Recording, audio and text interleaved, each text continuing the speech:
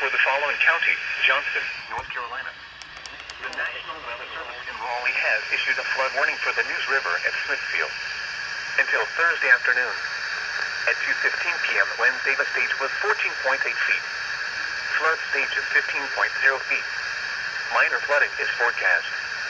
The river is expected to rise above flood stage late this afternoon to a crest of 15.9 feet this evening. It will then fall below flood stage late tonight. Impact at 15.0 feet. Flooding begins along the News River Walk. Water nears the base of the holding tank at the water treatment plant.